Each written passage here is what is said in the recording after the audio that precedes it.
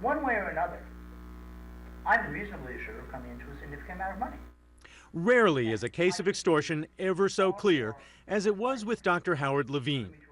Dr. Levine? A Seattle physician who tried to take a $500,000 bite out of a national fast food chain over what he claimed was a spoiled chicken sandwich. Yes, it's grossly unfair. The fact is, I had a very clear, newsworthy story that if I were to give that to the papers, they would love it. Dr. Levine had claimed that he bought a Jack-in-the-Box chicken sandwich like this one,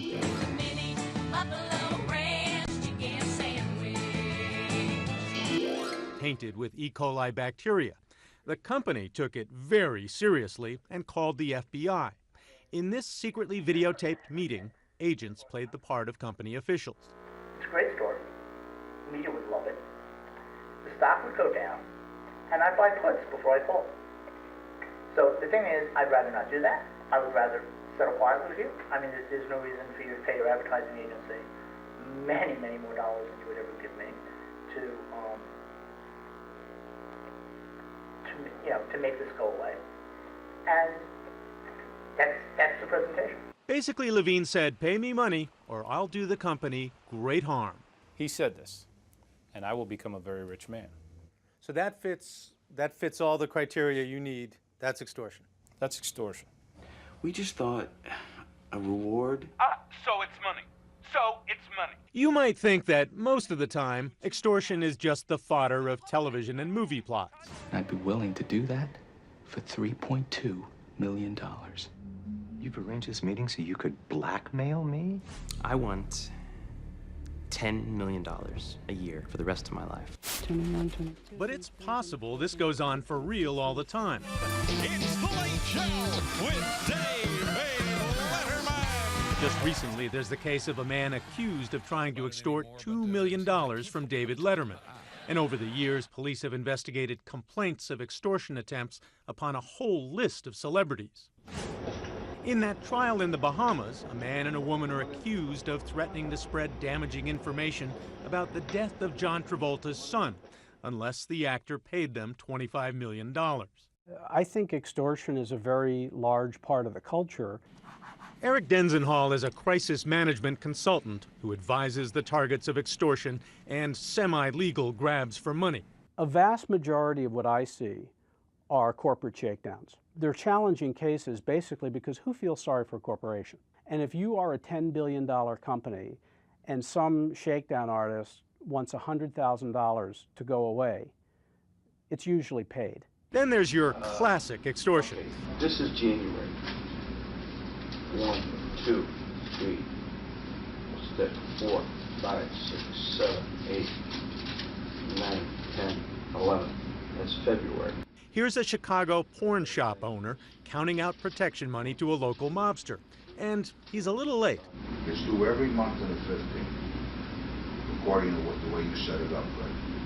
You said don't come on the first part of the month. It hurts me.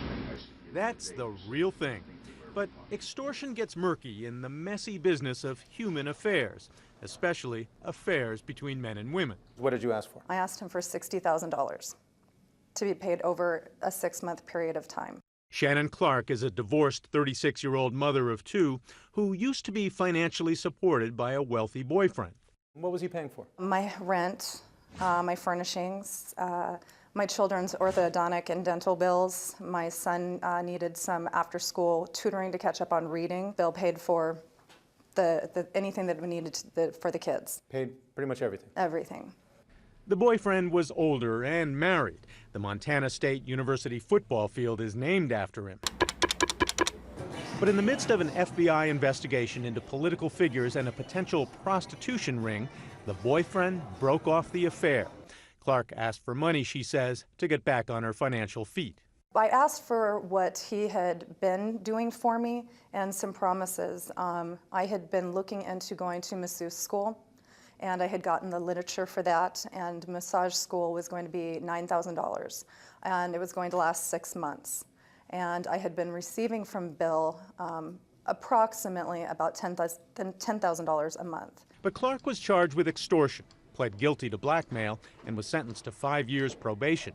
She says that if she'd been married, her demand would have been called alimony, and she would have gotten it. You feel like the victim here. Yes, I do. There was little doubt, though, when the FBI nailed Howard Levine.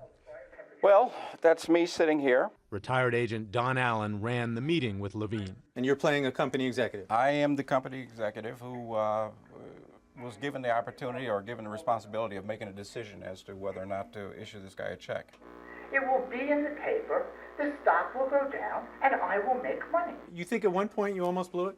I did. You did blow it. I came very close to blowing it. And your concern at this point is what? I have no concern now. My concern now is the fact that I have an opportunity, in a somewhat strange way. To extort us? No.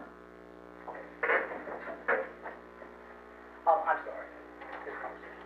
You pushed a little too far. I pushed a little too far, and right now, you can't see it, but I'm about to jump out of my chair. Now the heart rate is going back down. He sits right back down. He sits back down. That's when I know that he's serious about this thing. He wants the money. I am going to sign a check over to you for $500,000. I'm impressed. You just told him, we're going to pay you the money. Yeah, he just got very pleased. The agent slid the check across the table, and moments later, Levine reveals that he never had any proof that the chicken sandwich was tainted. He didn't even have proof he ever bought a chicken sandwich. I regret to tell you that I do not have the original moral copy of that line. You do not have? I do not have.